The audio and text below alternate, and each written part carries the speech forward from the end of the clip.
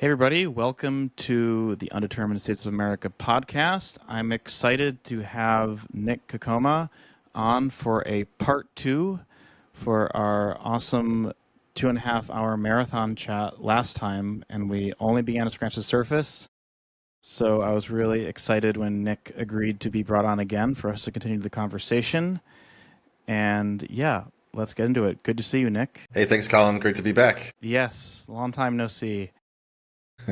So, yeah, we had a really juicy list of topics for our last one, and we got some really interesting historical and theoretical ideas that you shared with us, which was super helpful.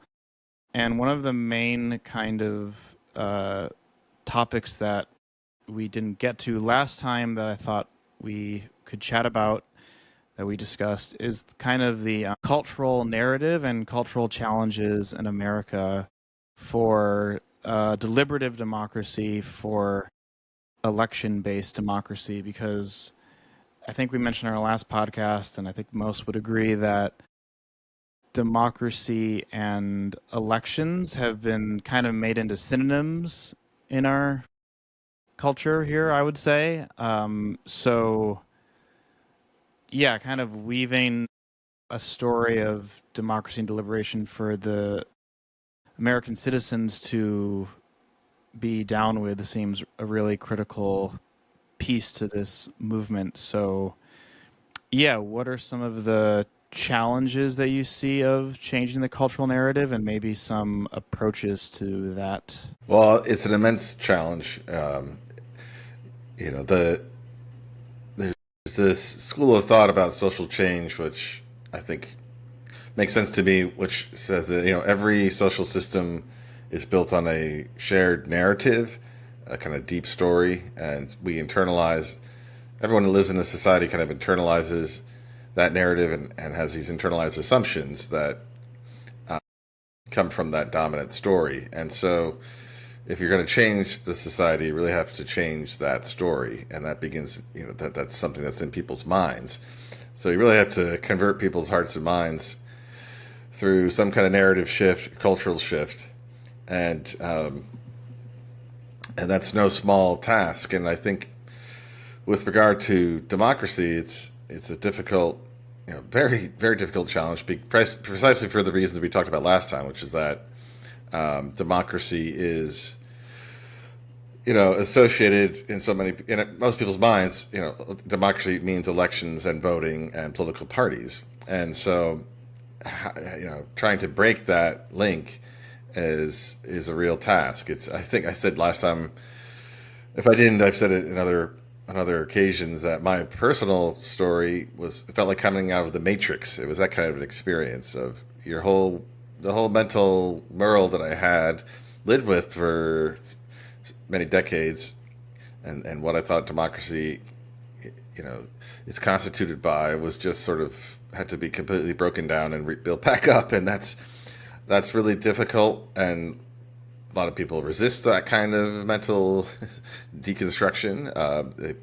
New ideas, things that are different or strange, are often, we tend to meet with resistance. But if you can overcome that resistance, you can really win people's allegiance in a very deep way too. So there's a payoff if you can do that. But yeah, it's an immense struggle. We're going up against the whole dominant culture, and even groups that build themselves as pro-democracy, other movements, other efforts that are in the democracy space, the pro-democracy nonprofit world, etc. They're all still premised mostly on the electoral system and party system. So even there, you're running up against kind of conventional wisdom and this ingrained status quo, and so even people who should be our allies are often resistant to this kind of message. I think that's the hardest thing. It's like what we're really about here. What we should really be saying, we're trying to bring about, is democracy. That should do the work. That word should do the work. But because it's become so confused and now what we're calling democracy, a system that's really fundamentally aristocratic and not about people power, is being called democracy, and that's been internalized by so many people. We part of our challenge is like, what do we say we're about? What words do we use to describe this? Should we say we're for sortition? That's a foreign word to many people. It's strange, jargony. Other people like that. It's so weird. Should we say we're for democracy by lottery? So even trying to pick the right phrase or word to label what we're after is a challenge. Citizen assembly as well. It's another. There's a lot of debate in the field. What kind of, is that the right phrase? Some people use civic assembly, some people say resident assembly. So there's challenges around language, messaging, and just trying to get the message out. It's a real task to try to get this in front of audiences. It's more, there's been more movement in the last, few years than I've seen before. And so that's promising, but it's still a big lift. Mm-hmm. Yeah. Another one of the challenges was listening to some podcasts. I think it was with Alex Guerrero talking about Helene Landmore's ideas, perhaps. I'm not sure who exactly it was. It might have been interviewing him, but about the whole narrative of legitimacy, because the idea is when we vote for people, the idea is that we're kind of like consenting to the people we're picking to run the country, and that would be maybe a difficult, more challenging thread to weave with a lot like autocracy or sortition, because everyone's kind of randomly picked. So not to put you on the spot, but do you have any high level responses to the kind of issues of like legitimacy or the kind of consent of the governed that you'd want to let people know about, that deliberation maybe wouldn't encounter those problems? Or sorry, sortition? Sure. I mean, there's a few things to say. We talked a bit last time about how liberalism, political theory is premised on this idea of consent of the governed, but that actually means giving up our self-governing power and surrendering it to others and creating a class of rulers over us. So and on a lived experiential level, we see this, that people go into politics, they get entrenched and become, make a career out of it, and it's they become the incumbency problem. We're suffering from that right now. I mean, there's a lot of talk about how we're ruled by a gerontocracy. The Democratic Party is having a real reckoning with that right now. People that go into these roles and they build their career, they climb the ladder, and they get into office, and they're there for 30, 40, 50 years, dying in office, in their 80s, 90s. So just on a lived level, it's like, is that really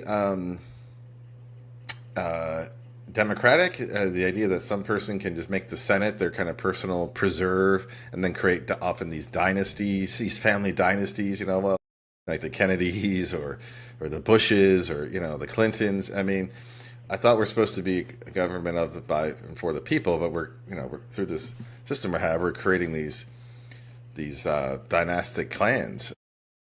And so that doesn't, that sort of undercuts the idea that again, that we're really governing ourselves. But I think to your point, the one thing that elections have going for them, you could say, and this is, I think, one of the hardest things to arguments to combat or to have an answer for, is that in theory, everyone can vote. I mean, in practice, that's not true.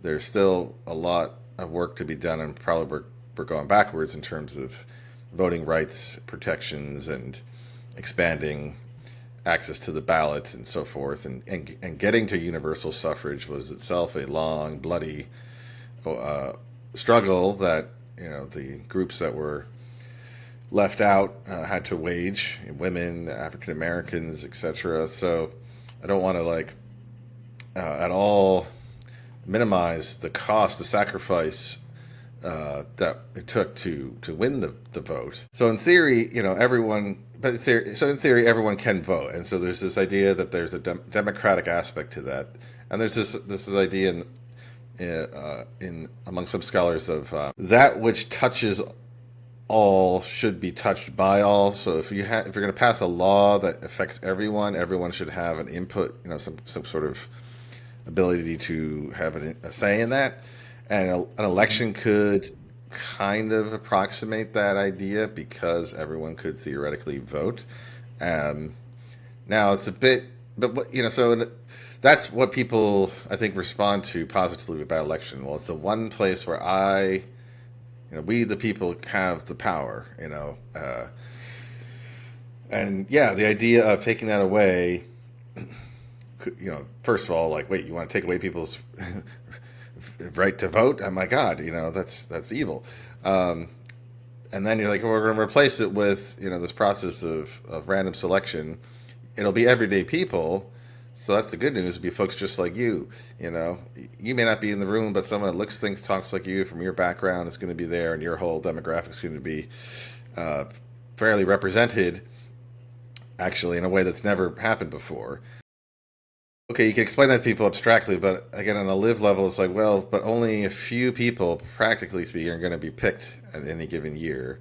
Even if you had a multi-body sortition government at the national level, state, even local, running many different bodies.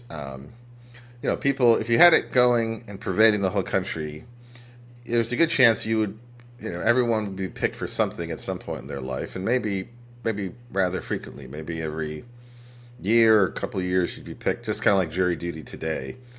But still, like, for the most part, it's going to be a tiny fraction of people out of the whole population that are going to be actually picked and making the laws, deliberating. And so that could strike many as, yeah, not legitimate. Like, I would not have any real impact or say in this, in such a scheme, in such a system. I mean, that, theoretically now I can also petition or call my congressperson and influence things that way. So would there be a role for that in the sortition system? Especially because people wouldn't be, unlike the current system, in a sortition-based system, people wouldn't be there representing a specific constituency. It's not like you'd be picked to represent, this this district of New York or Massachusetts and the people residing there. The idea is you pick this representative sample, and this group, this assembly, is going to just legislate for that whole community. Just thinking about the whole community's, what's in the best interest, the common good of that polity as a whole, not like my particular slice of it and what the good people back in, in Springfield on Main Street think about X, Y, Z. So if that's the case, and you don't have like a designated congressperson or something from your district, how would you be able to voice any concerns, or the idea of constituent services? What would happen to that? I mean, I think there's a way you could shift all that to like some kind of civil service and side of things. But these are some of the anxieties that come up for people when you approach this. I am one of many, and it may be the core one. It's like, yeah, not everyone's going to be able to vote, and most people wouldn't be able to participate. So how is this legitimate? And I guess it's tough because it takes, again, a kind of a mental conversion and to get a new idea of legitimacy across, and to kind of internalize this new idea, beginning with something I mentioned before, which is, okay, yeah, you may not be in the room, but in this system, someone just like you will be. And more to the point, that assembly is going to, again, be a kind of an exact microcosm of the community in a way that elections right now don't ever produce. You look at Congress, and it's like it's like most of Congress and state legislatures, they're disproportionately older people, white people, male people, lawyers and businessmen. Other professions are not represented in a proportional way. Generationally, there's a huge gap. The gender gap's huge. Racial gap is still a problem. Um, and then in terms of wealth, it's even starker. The lack of representativeness. So in Congress, I think it's half of Congress are millionaires personally, millionaires, and 97% of Americans are not millionaires. So there's just this uh, massive chasm there in terms of the people who actually get into the legislature, and that's what I think you got to pivot to. It's like, don't think so much about the mechanism, like voting versus random selection. Try to think about the composition of the delegates in the legislature on the other side, and I would say that it's a much more uh, that descriptive representativeness, that mirror representation that comes about through sortition, creates a body that's a close approximation to the community, and that gives a greater legitimacy to then act on its behalf than we have now. And Hmm. then you add to the fact that there is going to be rotation. A lot more people are going to be involved than in holding office than ever before by orders of magnitude. And to give you some sense, I looked up once the number of individuals, unique individuals who have ever served in Congress, both the House and the Senate combined over the course of American history, and it's like 11,106. I think was the number last time I checked. So you think Over the about like the whole entire history over the of the entire government. history of the like almost 250 years, tens of millions of people coming, living and making in this country over that time, and only 11,000 or so have ever been in Congress. If you had a sortition system, I mean, you're gonna dwarf those numbers within a few short years, and then if you imagine it expanding to state, local levels, etc., um, you're going to have so many more people. So you may not be picked, but like a friend of yours will, or a cousin, a coworker. There's just going to be more and more everyday people there, and with the last thing I'll say with the jury system does this already today, and I think a similar effect has happened where we know that okay, not everyone gets picked for a jury over the course of their lives. Some people get picked multiple times. Some people never get picked. Um, but people tend to know someone who was on a jury at some point, or the idea of it's a jury of your peers that strikes people as something they like. And actually, the jury system right now is still very, very popular with Americans, and there's a high degree of trust among the population for the jury system, and that's at a time when the approval ratings and the level of trust for just about every other part of our government, every other institution in the system is at a record low. So it's quite striking that the jury is still highly regarded, and people trust that. So that would be the Yeah, beginnings of an answer to that question. yeah. Thanks. And it's promising that evidence shows people still have a favorable view of that part of our government, that the jury system is looked on with favor, because I think that is going to have to be referred to often to make the most quick sense to people of what we're thinking for how the government would work. And also, just people are so sick and tired, I think, of election. Like, I think people feel that their vote usually doesn't matter. Like, even though people are usually pretty good about voting, I mean, I don't know I think our turnout has been gradually going down. But, and I'm only speaking from like other fellow like Brooklyners maybe, but most people think like, well, our vote doesn't really matter that much. Like, nothing's really going to change. But so, Hmm. yeah, it might be a ripe time. I think it is for people to like actually, elections are kind of an obsolete technology, and there's way better ways to go about this, and you we will have far more representation through sortition. A kind of funny idea that I had as one of our later questions to ask for our last podcast, but it's kind of a fun one. I'm curious, like, what do you think? Like, because we're also going to be putting politicians out of work, right? Like, that would no longer be like a career, and I'm curious. This is kind of a just fun question to ask, but what would politicians, people who have the skills for that, what would they do after something like this was implemented in your mind? Well, I'm thinking of I the little mean, guys, the 11,000 people.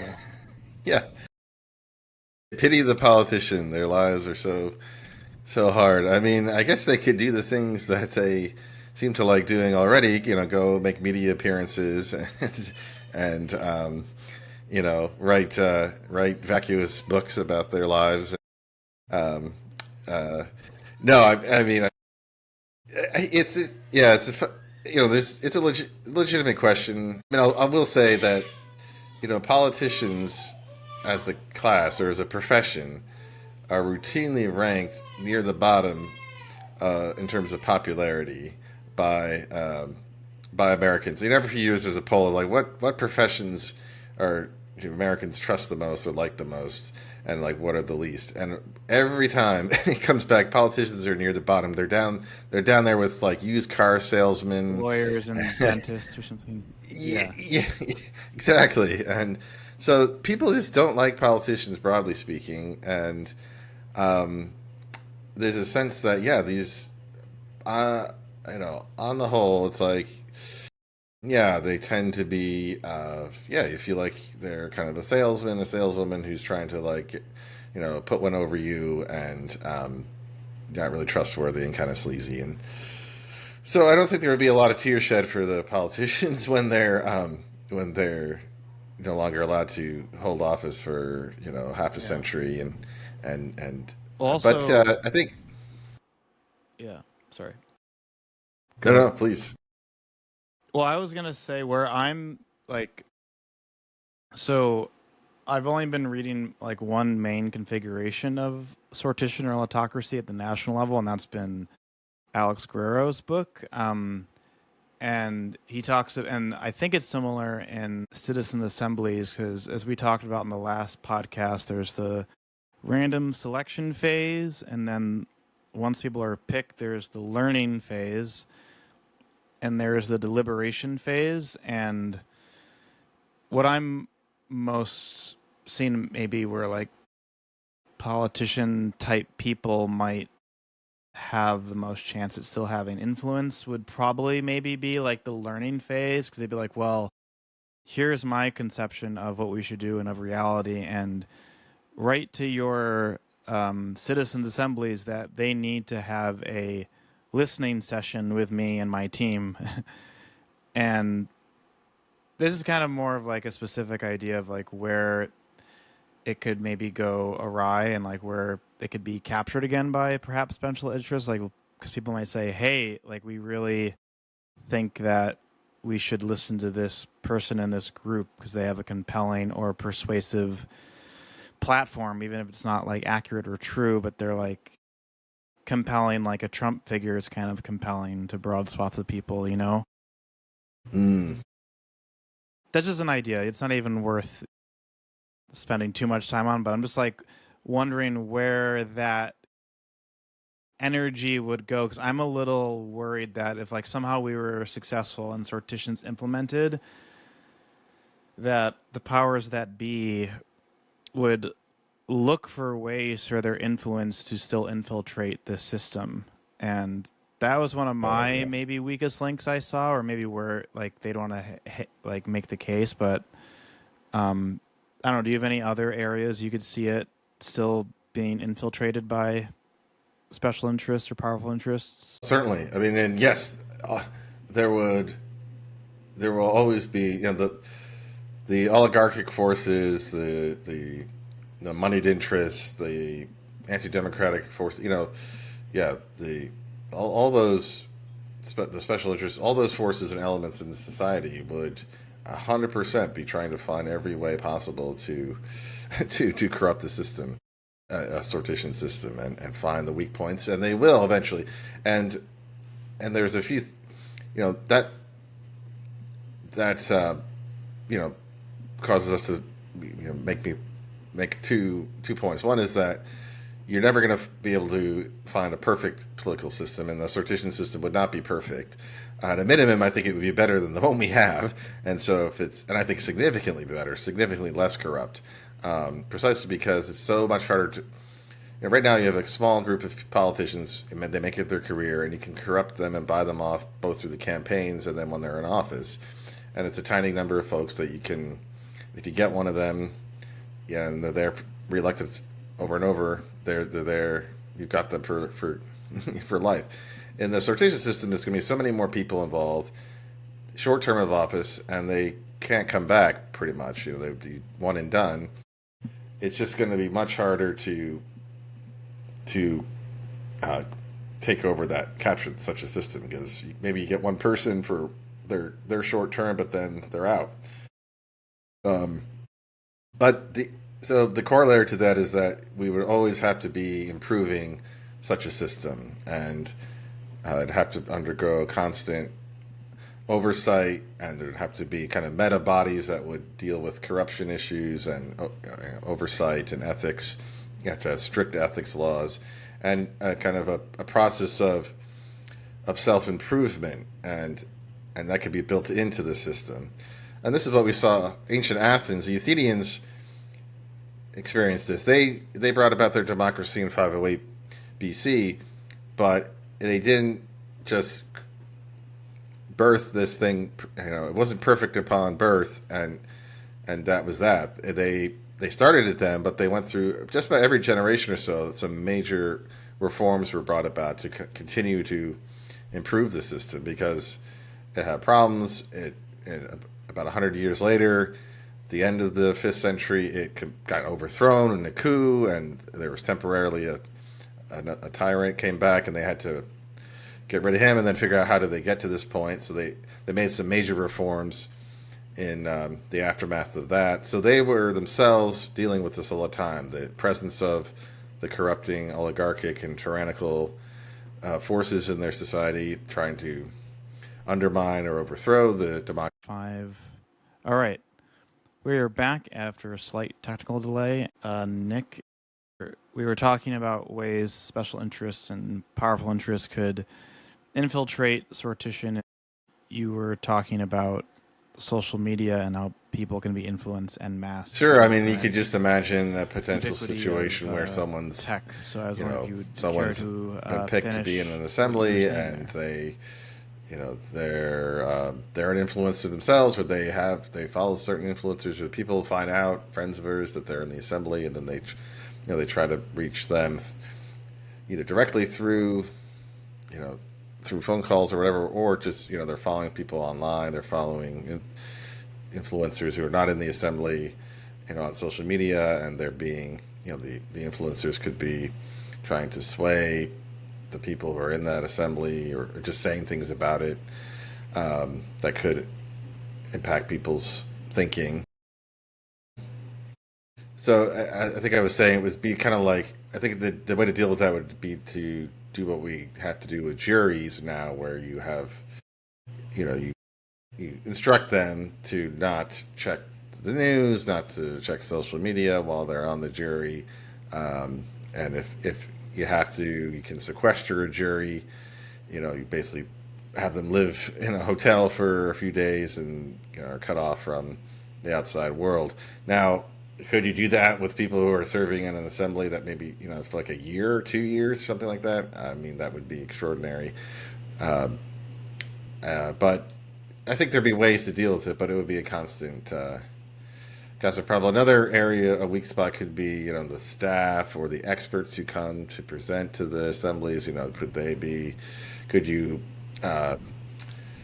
create biases in that process by having controlling who speaks to the assembly and not having certain viewpoints represented equally or proportionately? Could the staff begin to, if you have professional staff to help run this whole system and support the people who are picked would, these staffers and the bureaucracy behind it all start to, exert kind of a creeping influence and begin to kind of, kind of capture or subtly sway things. And these are all things that tendencies that would arise, I think. And so you have to constantly, it's sort of like weeding. You have to kind of constantly weed. Mm-hmm. Yes. Yeah. I mean, it sounds like it would be, challenging Right. to sequester everyone for a year, but always have in our back pockets. Yeah, and you were making a point before we started recording again that like one advantage people see of voting is like everyone has one voice, one vote. Every person has a vote, and there's a kind of equality in who gets to have a say on who is Right, it's just elected. going to the topic But of there's legitimacy, not and much we could equality in say, who gets most to people, as actually you were run pointing for out, many office. people now Did you care to elaborate on that? understand that our votes, practically speaking, don't have much influence over the laws that get made. And I think in the last election, it was the presidential election. The real winner, quote unquote, the real winner of the election, who got the most sort of votes, if you want to put it that way, was the couch. People who didn't vote were outnumbered those who who voted, so, or at least voted for the particular candidate. I think it was like 80, 90 million people who were eligible didn't vote.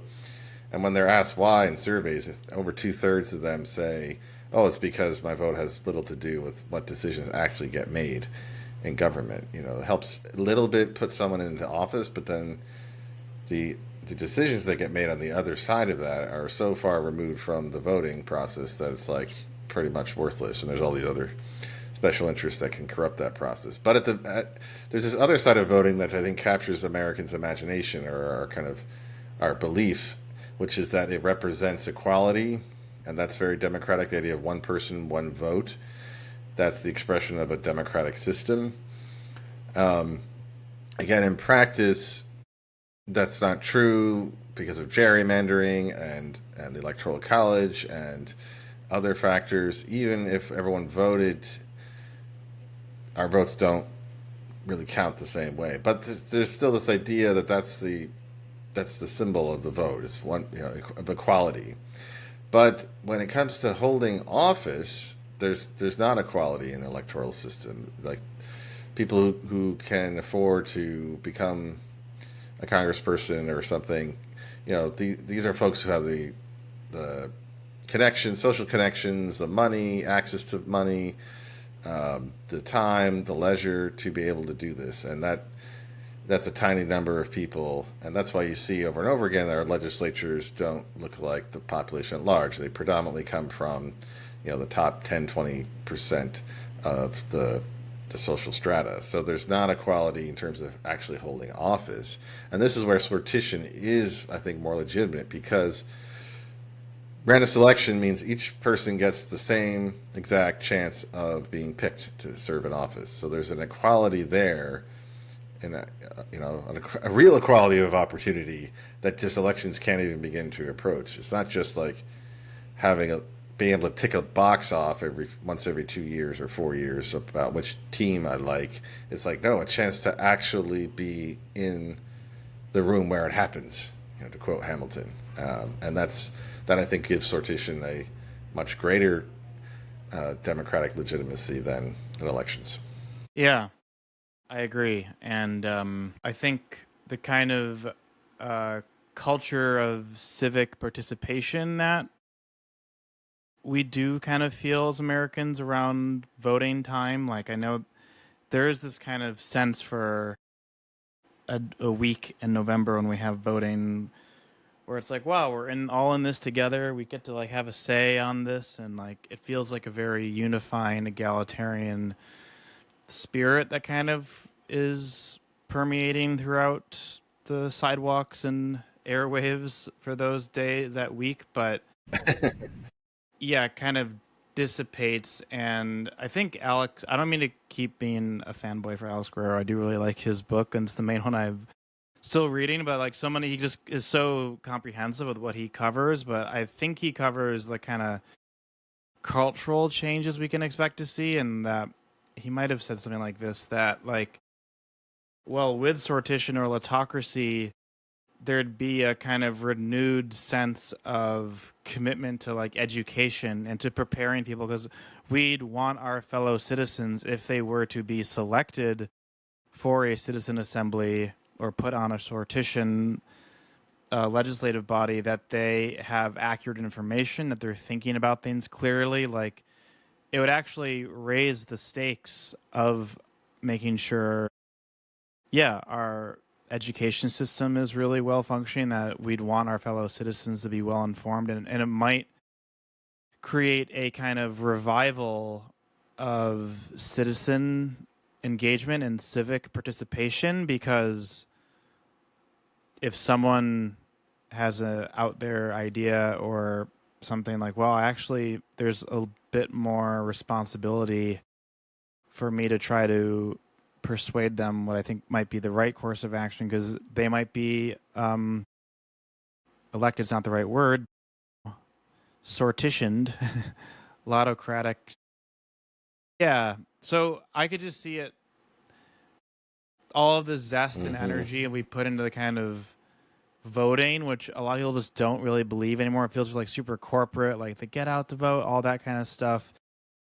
I think there would be a really exciting, I totally agree. Civic I revival agree, and of the culture. actually that's something that politicians could do in a sortition for system. citizens. You know, is actually be part of that effort of civic education and civic renewal, and actually, and like, you know, because the question is maybe not so much what would politicians do individually, but like what would happen, what would become of political parties in this system, or political organizations that are kind of uniting around a certain common set of an ideology of some kind, or you know, political think tanks, whatever. And I would say actually they could transition to doing the kind of thing you're talking about. And actually, that's why political parties began originally in the 18th century as these like clubs, you know, these sort of salons where people would gather, especially in coffee houses in London and Paris in the 18th century. Those were the sites of these people, men gathering, mostly men, but I get women too, to meet and discuss, you know, politics and affairs of the state and the Enlightenment and all these ideas. And they went on to be part of, you know, these revolutions and so forth. So you can almost be an opportunity to return parties to their kind of original incarnation as these clubs. Yeah, literal parties where you come and you discuss ideas, you get political education, and that could be a way for them to be trying to influence literal parties, the populace, knowing that, oh, there's a good chance these people or someone they know could get picked to be in a legislature. That could be a great way, and actually, in that sense, a sortition system would liberate parties, because right now parties have to spend so much money and time, and you know, seeing all the energy, and it's exhausting, right? The permanent campaign that we live in, and the parties have to, you know, are all about. So if all that's gone, they could direct that energy and time and money and all that talent and intellect to, the cause of political education and civic renewal among the populace, which should, I think, be much better use of all of those resources. Yeah. Yeah. I could also maybe see, just to like speculate for a second, see a situation where it maybe even further like ossifies or crystallizes people's political affiliation or party, because the parties might swap to like, hey, we want, when people get into these legislators, these sortition based legislative bodies, whether single issue or general legislator, like we want to fight to make sure that 50% of them are the former Democrats and 50% of the former, you know what I mean? That they kind of like come in with certain political ideas. I think that'd be much harder to do that for 350 million people, but I could see that as being maybe one way that, in a more negative sense of like the powers that be trying to like make it into like, oh, I really need to figure out what my political party is so I can be a part of these IRL hangouts.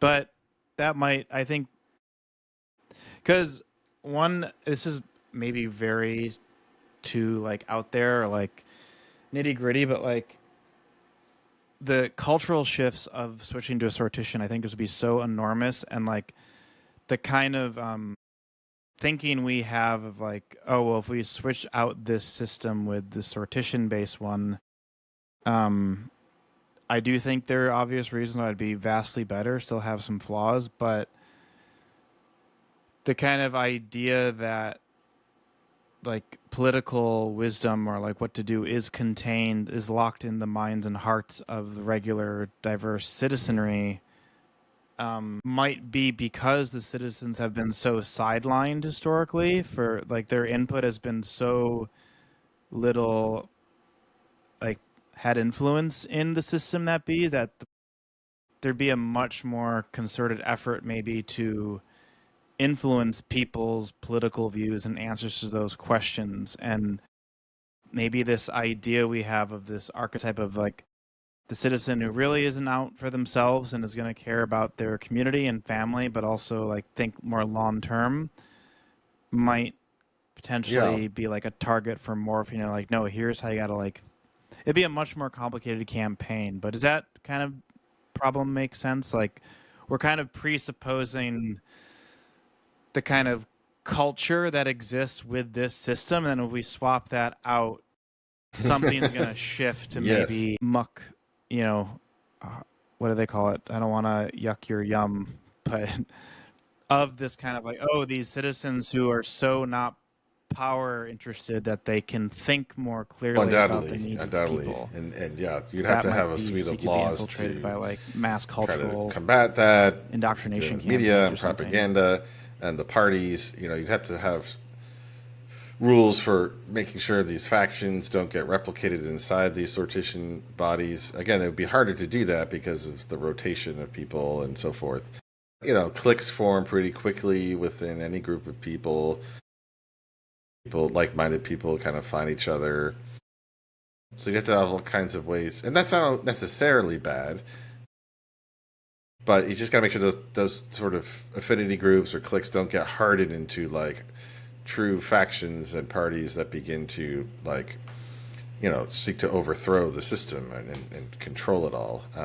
And that would be again an advantage, because right now, right, if a party gets the majority or plurality, they get into the chamber, into the legislature, into Congress, and it's not just that they have the most votes, it's that they then, because of that, control the operations of that chamber, right? Like right now, the Republicans control the operations of the House and the Senate. And if the Democrats come back, they can do that too. And that gives them extraordinary power to just dominate the proceedings of the chamber itself. And to control what's on the agenda and all these, make sure their opponents have zero input. They don't have to deal with their opponents. Even though they're like a razor thin margin, like there is no reason they have to deliberate and make a compromise, right? That would also be ideally in a sortition legislature not the case. Like, there's not going to be a formal party in the chamber that then controls the proceedings and the rules itself. It would be, an impartial. You probably use random selection of people to occupy like any kind of rules or kind of internal governing position. So that speaks to the fact that even if you have people coming into the chamber with maybe more hardened ideological views, because Yeah. they've been influenced on the outside, they're going to be forced to hear from experts from a range of viewpoints and other, presenting other kinds of information and ideological perspectives. They're going to be forced to hear that, and kind of, that could challenge their worldview. And then they're going to have to deliberate with people in the chamber who will be of different backgrounds and points of view too. So they're going to be forced to encounter and reckon with and engage with other more diverse information and points of view, and that itself will have has a documented effect of making making people's ideological positions sort of soften, and they can be more open, and they're just going to be they're going to, especially since they have to achieve rough consensus, it's going to be much harder to like just railroad through your party platform. You could, I guess, theoretically, if a political group is being very fair and not doing anything nefarious, but they just somehow convince the vast majority of the population of all their positions, I guess there's nothing necessarily wrong with that. I mean, that's, if people genuinely come to those views, it's like, okay, they just are persuaded by the arguments. But I think you're talking about, all kinds of dirty tricks and propaganda, all kinds of not so great ways to. Yeah. Well, or the benevolent, like there's good think tanks out there, I think, no pun intended, and like there's, well-intentioned ones, like, so yeah, their focus might shift to trying to influence politicians, to trying to influence citizens. They'd probably reroute their focus. So that's an interesting line of thinking with that. I do want to be mindful of time and get to some of these other topics we outlined. And I do really also want to dive Sure. into the Assemble America's strategies. If you can keep this one tight, because I know we could have really interesting long convo on this, but what are some different configurations for Sure. sortition So or autocratic-based there are government? a couple of divides. One big divide is Let's keep it at the between national for now. scholars or advocates who envision a kind of hybrid system and advocate for that. In other words, having a maybe dual chamber legislature where one chamber is elected and one is allotted, a sortition chamber and an elected chamber, to sort of preserve whatever benefits there might be to the elected house, and then have that complemented by the allotted house, versus folks who think no, there's no real benefit to keeping elected politicians, and actually that could really undermine, that chamber would undermine, try to destroy or overawe the sortition body, and we should just have a system purely of sortition based system. So that's one divide. Then there's a question of, should you have in a sortition based system, an exclusively sortition system, should there be, how do you design that? Should you have a single chamber that deals with everything? Other scholars and thinkers say no, that would be too much. Let's have multiple bodies tasked with, and then it's like, well, how do you break those bodies up? Do you break them up? In the case of Alex Guerrero, he breaks up the legislatures into multiple legislatures, each dealing with one policy domain. So he has these single issue legislatures. So you could imagine like 25 or so different legislatures, each one tasked just with one policy area. Terry Barish's another. Right, and maybe even subdomains of those areas, because each like agriculture, each of those economy, is such a complex or education field. It's a lot to expect everyday people to be able to master even everything about that one area. Now Terry Barishis, who's another scholar and thinker about sortition, has his own design of a multi-body system, but he breaks up his bodies by task, not by topic. So he has a tripartite system made up of, first, an agenda council, so a group that sets the agenda. They do research into what's going on in society and come up with things, find social problems and identify things that need to be dealt with via the law and broad outcomes. So they set the agenda, and then they send those agenda items to a second body, maybe a smaller body, which he calls review panels. These would be like small legislative kind of committees, and they would actually do the work of hearing from the experts, doing the research, deliberating, and drafting a bill.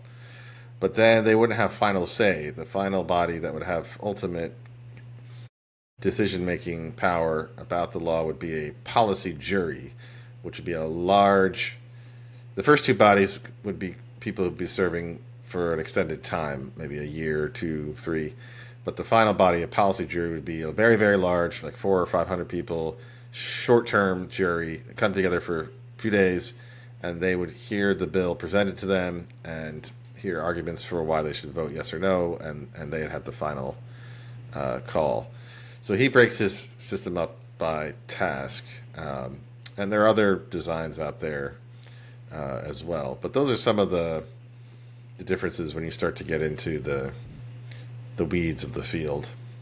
And where do you sit? And also, I'm curious. I mean, I'm guessing where you think personally and where Assemble America is. I'm guessing those overlap, and maybe they don't. Who knows? But I'm assuming they do. But yeah, because I don't want to make you like, oh, speak for the nonprofit you run, but also like because it's still. Well, I've definitely have the view that yeah, sortition-only government is the goal we should strive for. So I don't think a hybrid situation of an electoral chamber and an allotted chamber or something like that would, in the long run, actually be that effective for a number of reasons. So I do think the goal should be a sortition-only based system. The design of that is, I've researched and thought about. I find both the Barish's model and Guerrero's model attractive, and I think actually you could probably combine them in a nice way. You could have single issue legislatures, but those legislatures themselves could be divided up into this 3-part system of Barish's by task as well. So I find those designs to be the most sophisticated to me. But I think as we push forward, we want to try to call forth other designs. There are a lot of thinkers and practitioners to come up with ideas, and you could also put these. You could have a meta assembly, a citizens assembly about what the design should be, kind of constitutional design. So I don't want to get too married to saying, oh, this is exactly what the system should be. But I do think I'm a believer in what's called visionary gradualism. In other words, I do think there should be a transition period to phasing in a sortition system, as opposed to sort of overthrowing elections and the current system in one gigantic fell swoop and ushering in this sortition system immediately. I think we want to try to get to that place, but get there gradually. But when I say gradually, I think it should be, we're talking a few decades. It took Parliament centuries to come about. I don't think we have the luxury of that, of centuries. I think 50 years, 25 years. That would be, I think, fast in terms of political change, but maybe slow, gradual enough to make it a more, stable transition.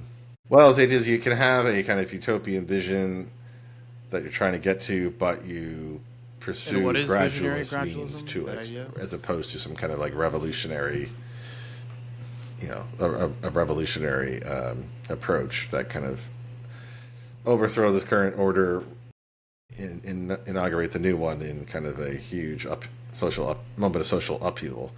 Now, I mean, maybe that we never know what could happen in history as we go forward. I mean, we don't know. There's all kinds of scenarios that could come about. I mean, if a situation arises where, like an Arab Spring kind of situation where the current regime just completely crumbles and there's this power vacuum, then you can try to do everything. I think it's right to do everything you can to push forward the full vision, the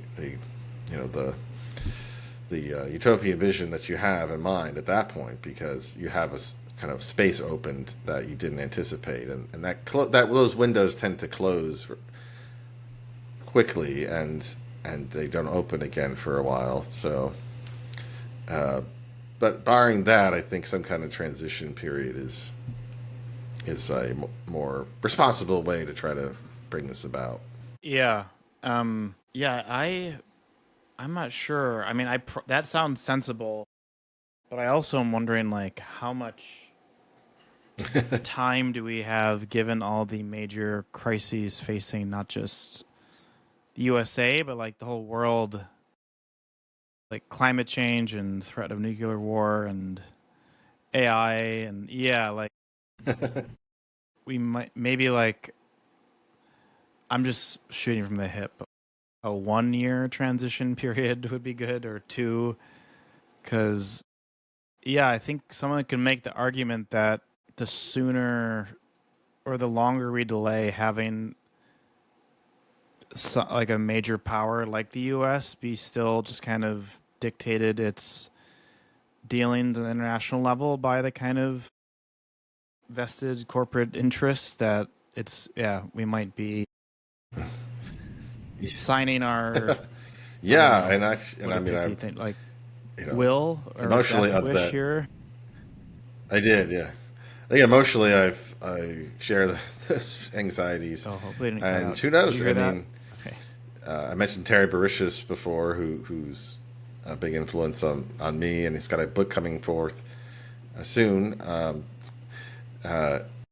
He used to call this his 200-year project, but now he's like thinking, seeing how things are evolving and shifting, and the growth in citizens' assemblies. He's like, it might be my 50-year project actually, and maybe it's even going to be less than that. I will say this: like Assemble America, our strategy, we're calling for a people's constitutional convention that's based in citizens' assemblies by 2030. So we've put a hard date on that. Within 5 years, we want to see this convention, as well as a number of states that have created permanent empowered citizens assemblies at Yes. the state level that are up and running and have authority over initially a smaller remit of authority, but that's what we're calling for. And if you get that, we haven't thought timeline definitively beyond that, but in pushing for that effort, that could hasten the transition much faster, especially because even trying to achieve those goals, we believe will eventually require a kind of mass movement of people. May have to engage in nonviolent campaigns and so forth to just the way we got universal suffrage to try to bring about those goals. And in the course of that effort, space can open up to push forward even faster. I mean, we saw those at the abolition movement. They achieved the deaths of slavery in a much quicker time than they could have possibly imagined. Once Lincoln got into power, it set off a whole cascade of events that led to the destruction of slavery within 4 years. Something which probably, I don't know if even the most radical abolitionists in 1860 would have believed you if you said, in 5 years slavery will be destroyed. So that's just how history can happen sometimes. Yeah. Um. Well, that's hopeful. Just so you know, I did turn Good. off your video. I think it'll help us save with some bandwidth. Because I think your audio is getting cut off a bit, but I can hear you just fine now. So, yeah. So, that's, yeah, I mean, I'm guessing slavery probably felt as ingrained an institution in our culture as any other one, like voting, perhaps, back then. So, that's promising to hear. It was pretty quickly changed. Um, Sure. So say, So yeah, would you mind laying because I mentioned out right now we have these two twin the goals at strategy present: with Assemble People's America, your Constitutional nonprofit? Convention, or what we're calling a People's Jury Convention, and then creating these state level assemblies. And we have two tracks that we are pursuing to achieve that. The first track is to pass legislation, either in state houses or through ballot referendums, to call for this convention and to establish these bodies, and then also pursuing, along with that, a recruitment effort of building up activists who will, engage in advocacy for these goals, but also be trained and prepared to deploy nonviolent tactics, campaigns of civil resistance at strategic times to bring that about. So kind of working inside the institution's track and then kind of a parallel outside the institution's mass movement-based approach. And that these two kind of combined, they can work in tandem to bring about our political goals, which you see in other countries that have engaged in similar efforts, like the color revolutions in Eastern Europe and so forth. They tend to have these mass movements of nonviolence that work in tandem with inside institutions trying to achieve these certain milestones within the system. That's a very broad level view. Yeah, so Yeah, thank you. this is a idea that actually springs And the originally from People's Jury, Lawrence do you know what Lessig the from People's Jury Harvard Law. Convention is?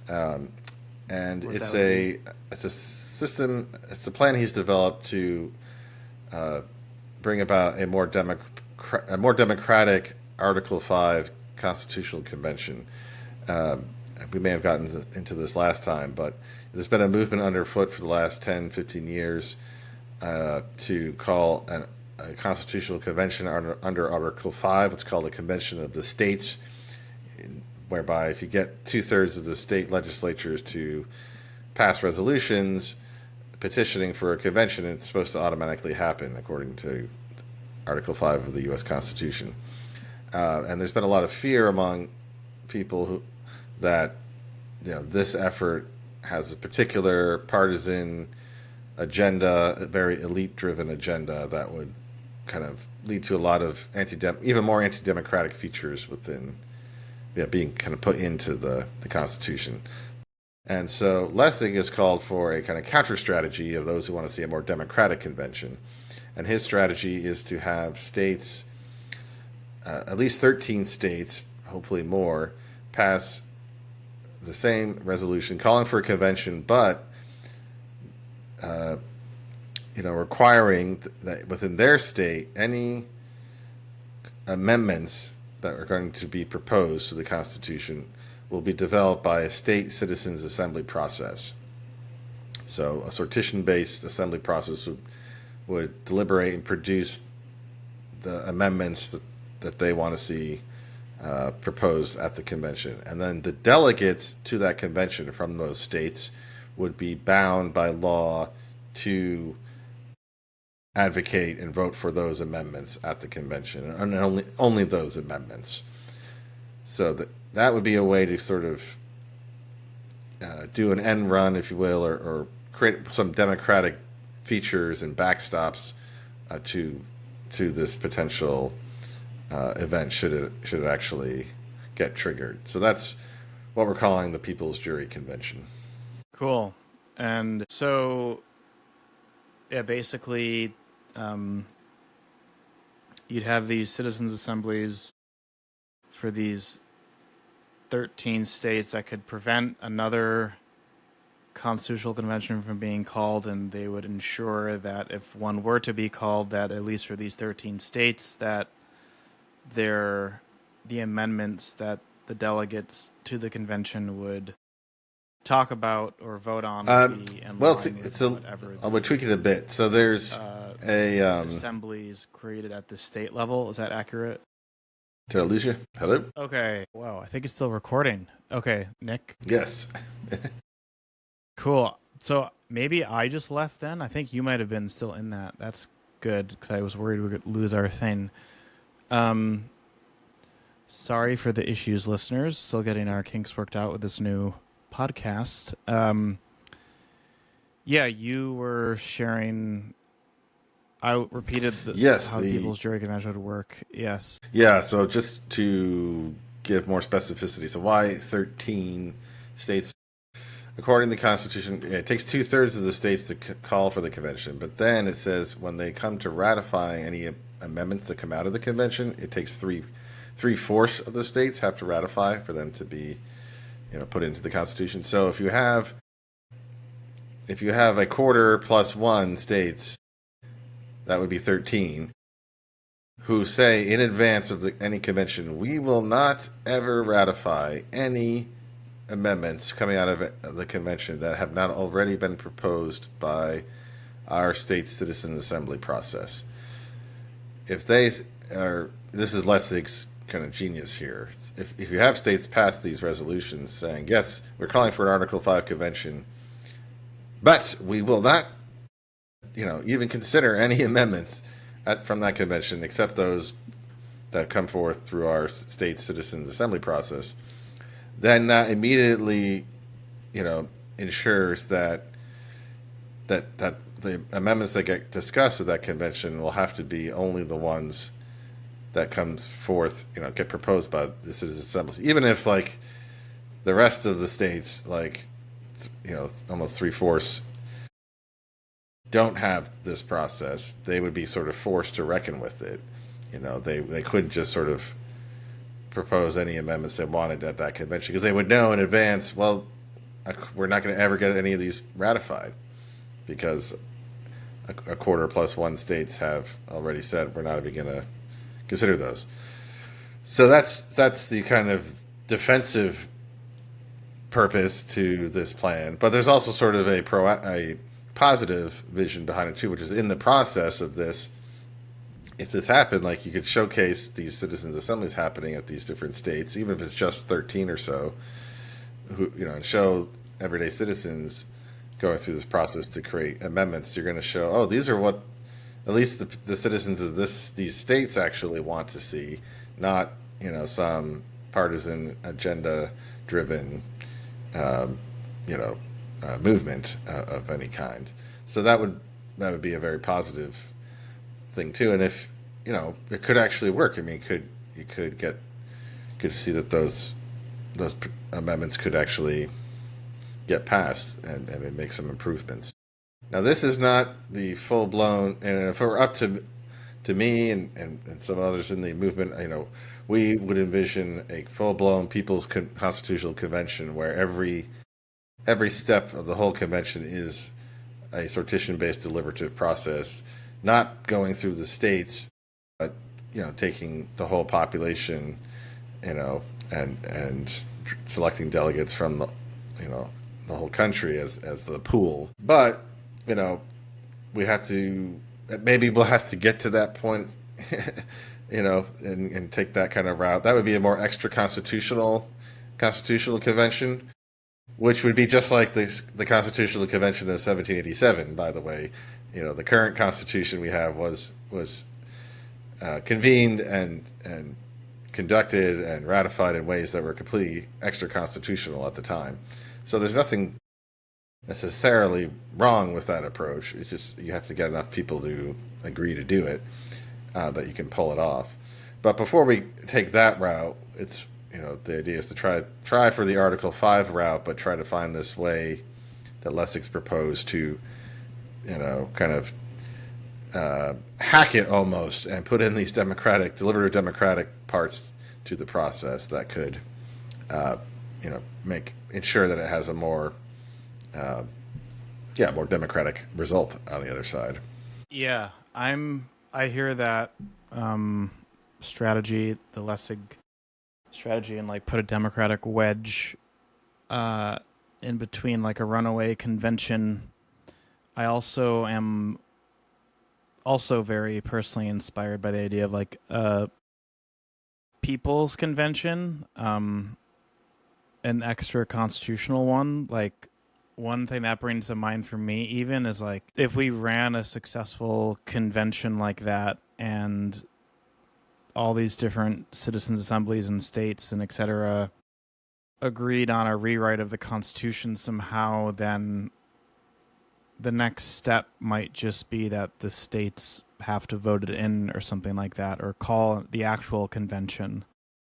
Like we go through with the there's the reset button is programmed into the Constitution, but the way we would need to get that reset button pushed, which is like 3/4 of the state having to ratify it, seems like potentially so clunky to how you would actually build like a political cultural movement, like a revitalization of our government, that it might need to be like a kind of, we do the whole thing first and like have the blueprint, and then we go through that clunky process as like a ceremonial kind of formality and an honoring of our previous legacy. Does that make sense? Yes, I think I hear you Sound sort crazy? of having a.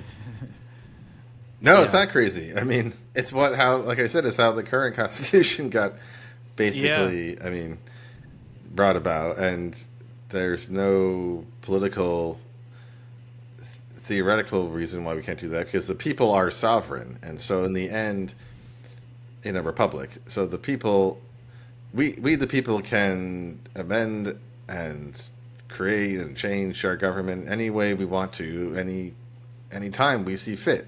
Even if the current Constitution says you can only change the Constitution in this specific way and at this time or whatever, it's like that can't overrule. Those are words on a paper, and if the people, Mm-hmm. the vast majority of the people just decide, well, we're just going to do something different. Well, the people are sovereign, so who's going to overrule them?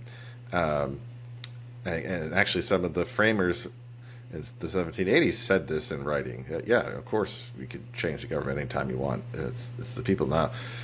Now, the difficulty is in the practical side of how can you pull it off? And in the 1780s, the people leading this extra constitutional convention were these elite guys, Hamilton and Madison and company. So they had the elites on their side and were able to, it was a more elite-driven project, and so yeah, they were able to succeed and kind of bypass the Articles of Confederation at numerous points to bring about this new form of government. Here, we're talking a system. What we're discussing right now would be a much more kind of bottom-up, grassroots kind of effort. Which would probably be opposed by the elites and the power structure of today. How would we be able to overcome that? And that's where something like having a movement, to alongside this procedural process, we'd have to deploy that to kind of compel the outcome we want. But yeah, I think a parallel or shadow convention, whatever you want to call it, could be done privately, and then that could produce the system we'd like, and then find ways to insert that into the old system through its both procedural and non-procedural ways could be another viable option. Yeah. Yeah, I'm definitely more excited about this grassroots kind of movement idea. And appreciate the reminder that it's in our history that we had an extra constitutional convention already. It was just done by more so like the elites and the people with the power. So, yeah, I'm curious if we go down that rabbit hole of like what would an extra constitutional people's convention like look like. I'm curious what you think, Nick, of how it could be made to look like legitimate in the eyes of the population, like how would we make it clear like no, this is like something by and for the people, and like what threshold of number of people need to be met, or kind of vibe that they would need to have as a movement, that this is in fact like a grassroots will of the people, Yeah, Not that I it know. would be a I don't know, to be Herculean. honest, yeah. Right. Well, it takes this, and these three things. But I mean, yeah, we're in the realm of Yeah. of you know, just I think, broadly speaking, political legitimacy ultimately, yeah, it derives from what people think and believe, and if people just give their allegiance to something else, that kind of becomes the new legitimate entity. So, that could happen in informal ways or non-procedural ways, just through shifts in attitudes and but again, behaviors. But as I said at the beginning of our conversation, changing people's behaviors in the world requires first changing their internal story, and this speaks to that cultural shift we have to create. Mm-hmm. So I think we would need to create some, some huge. It would take a huge communications effort, cultural effort. I mean, we have to get this new story across to people in a variety of mediums. Uh, I have colleagues in the space. There's a colleague in the deliberative field who has pitched a very great idea for a reality TV show about a citizen assembly that I think would be a real hit if we could get that greenlit somehow. Coming off the success of that show Jury Duty a couple of years ago, you know, TV shows or movies, documentaries, doing this podcast. I mean, it would take a variety of ways to change people's first internal belief structure, and ultimately that's what Assemble America is trying to do, is create this movement. It's almost like starting a new religion and like trying to convert people to your new religion, and that takes creating the initial converts and disciples, and then sending them forth to create new disciples and start. We envision people creating chapters around the country, and then they recruit more people. And the advantage is that because of the current crisis we're in, the collapse in trust for the current system, and then even before the advent of Trump 2.0, but now especially in the midst of Trump 2.0, I think people are just even more than ever just have a sense of the old order is crumbling, and we have to start thinking of the new order. I mean, you're seeing, you're seeing commentators, mainstream commentators now, like Jamel Bowie in the New York Times and other people openly talking about the need for constitutional reconstruction because of kind of the failure and the rotting away of the current constitutional order. So the harvest is ready. We just need the laborers. We have a few laborers right now for the cause of sortition. We want to get more, and I think we could win a lot of hearts and minds from across the political spectrum. Well, this might be a good segue to one of the final questions I wanted us to talk about with the field is ready, but the laborers are few. I think that's the quote from the Bible. I'm not sure. But yeah, if you're open to it, you identify, you're a practicing Christian. I am myself, and I'm curious what role your faith has played in your work and vision with Assemble America. Well, it plays a deep role, and yes, so I'm a practicing Christian. I actually studied theology in graduate school and worked as a lay chaplain and teacher of religion. So, it infuses my worldview, and I see a lot of overlap. I mean, I think, well, it's interesting actually. I've come to believe that democracy is the regime most consistent with the vision that's for a good society that's laid out in the Bible, and that actually Jesus himself was trying to bring about through his work. You could see him as someone who, among other things, is trying to build a social movement that's egalitarian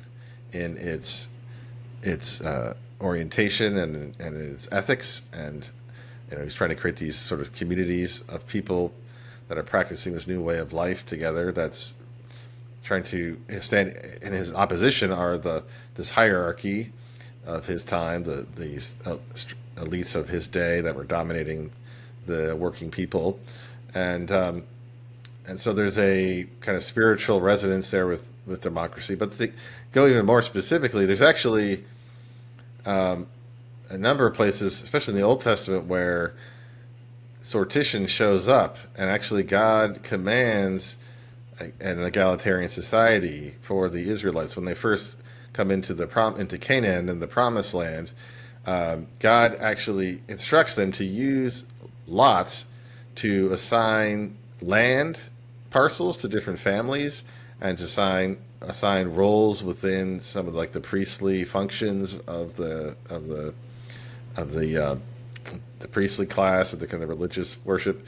So the vision for this new society that God's creating with this fractious tribe of the Israelites is very much an egalitarian one, and this is in the time of what's called the Judges, so before the monarchy of Israel. So if you look in the book of Joshua and in Chronicles, you'll see God commanding them to use lots to for land distribution and other things. It's kind of this way to create economic justice based on need, which is fascinating.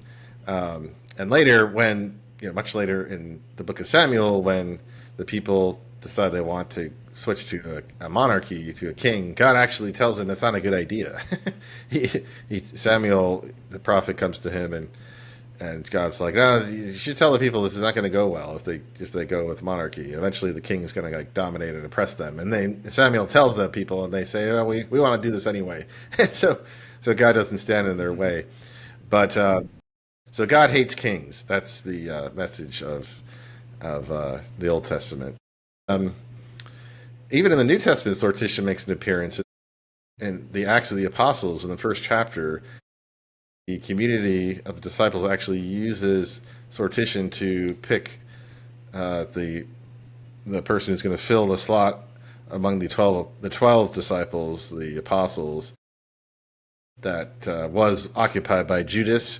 He met a unfortunate end, and so they had to they wanted to fill his spot, and so in chapter 1 there's a scene where they present two candidates for this role, and they pray that God reveals his choice to them, and then they cast lots, and it goes to Matthias, and so he becomes the 12th apostle, kind of honorary role.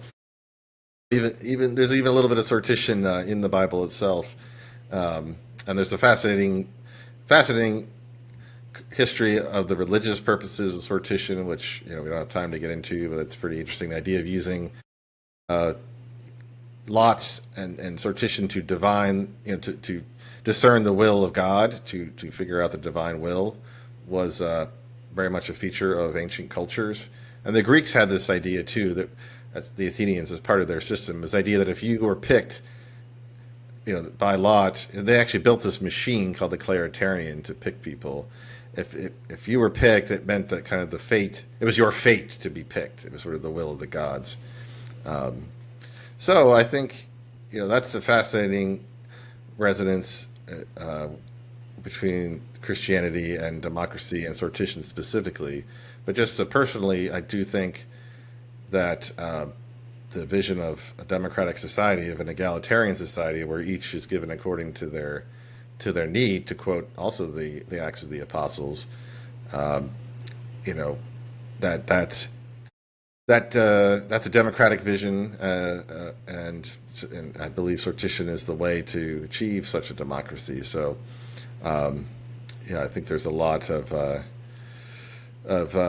for me, this is a labor of an expression of my faith, as much as it is a political worldview. And my faith is what helps sustain me and give me some hope to work in this area, on this cause, in the face of some pretty massive challenges that could easily leave one despairing. Yeah, definitely.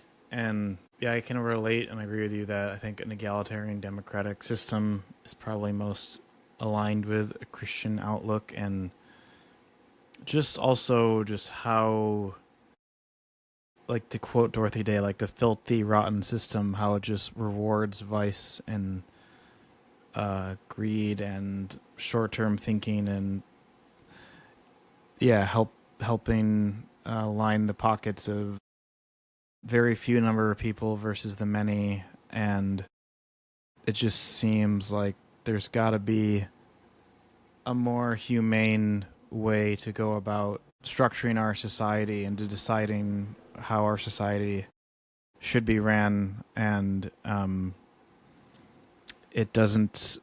this, on a very instinctual level, maybe conservatives might disagree, it doesn't feel like this is the best system that we can do. I'm not saying whatever is next will be like the ultimate system and won't need to be reformed perhaps or modified in the future, but it does seem that this system has been too captured and too corrupted and it just makes it much harder to live a dignified life in the way that we were meant to through just being children of God. So that's part of what inspires me about this movement as well, and also sustains me, because it might be something that we work on that we don't see the fruits of in our lifetime. Hopefully we do. I think we need to. And maybe that hopefully is not too much of a delusionally thinking on my part, but because I do think with climate change, things like that, we have a shorter window. But yeah, it does feel like this is something that needs to happen and feels like a very honorable cause. Yeah, just all the suffering you see and how difficult it is to live like a dignified life in the richest country in the world just doesn't add up. So I would agree, and yeah, I one think reason that, yeah, well, if I can interject here, one other virtue of a sortition-based system is something more intangible. When people who've been picked for citizens' assemblies, there've been, and as I said, there's been hundreds of these, or probably over 1,000 around the world at this point. The people who've gone through these processes come away reporting really increased feelings of pride and dignity and sense of self-worth. And it's like the first time in their life, a lot of them talk about, that they were ever asked really what they think about how their country should be structured, and what is justice here, and what is the good outcome. And they're like, no one ever seriously asked me that in my life, and I was just made to go to work and do this boring job and go home and like try to pay my bills and have my family. But what do what was I ever treated with the kind of dignity and like someone worthy of asking that question? No, this was the first time. And so that's a extraordinary experience and feeling of kind of discovering one's dignity. And I have to say, having served on a jury myself a few years ago, I experienced something similar, where I came out of that process feeling like a sense of civic pride that I hadn't felt before. And the bonding experience you have with the people in a jury is very yeah, intense. And that's something else that's reported. People go through and form these tight bonds. Many of them go back to their hometowns and actually get more civically and politically involved. They run for office themselves, things like that. So there's a spiritual dimension to this practice, this form of democracy, that I think counts maybe even more than some of the more technical outcomes based look at it all in terms of like policies. And that speaks to the fact that I think this is a spiritual movement, and we do need to pray here, and I think this is a spiritual struggle we're involved in a way. And we got to promote sort of the spirituality of democracy. And that's another benefit of an assembly-based process, where there can be, if you structured them in the right way, a kind of communal ritual aspect to it all, which again I experienced being on a jury myself. When you're on a jury, there's sort of a ritual to the courtroom experience. When you come into the room, everyone stands, and it doesn't sit till the jury sits, and there's these symbols on the wall that are conveying that this is important, symbols of the state. The judge wears robes, and those are sort of almost religious elements to the whole thing, or elements out of collective ritual worship. And that's all meant to kind of bind people together in that process around a common set of virtues or ideas. So it's almost a secular or civil religious experience, I think, and you could build in those sort of ceremonial aspects to a sortition process even more, kind of in a more heightened way, to give people a sort of civic religious experience. yes, I'm so for that, and yeah, I see it as an evolution of the whole American project, and that's one of the unique settings of our kind of myth, if you will, and like the core vision of America, as I understand it, is like we're meant to be kind of an experiment in democracy and egalitarianism and in freedom out of the many one, and it's time to do it again, to re-envision it. Crap, did I lose you again? Can you hear me? All right, we are back. We've had a series of small tech issues that clearly the people up top are listening and can feel the authentic rumblings of a movement being built underneath their feet, and so have tried to squeeze our bandwidth as much as possible, but they are not going to be successful. I was on a little bit of a kick when it cut out, but I was just saying that I do think it's time for a new form of government for our country, and I think a lot of Americans are feeling that. And even if they haven't articulated it as such, I feel like the sense that something is very wrong with how we're currently doing things in our country, it resonates with a lot of people. For me, the sortition, autocratic-based vision for our government has been one reason it's been so inspiring is that I think it's one of the highest leverage levers to pull to enact change. We can talk all day about all the different issues facing our country and world, but at the end of the day, we need like our ability to understand those issues and to respond. My response is here. I couldn't agree more. And helps yes, if us you want survive and thrive, help us make that a reality, today, I invite everyone in the future. to come join Assemble America. I think it's check us time out online. For, and a sign broad-based up, movement to re-envision join us, our and democracy can look tell like. your friends, tell your that was my neighbors, your thought, coworkers, and but I wanted to give you the chance to share. Together we will be able to build such a movement and bring about real listeners. democracy in America.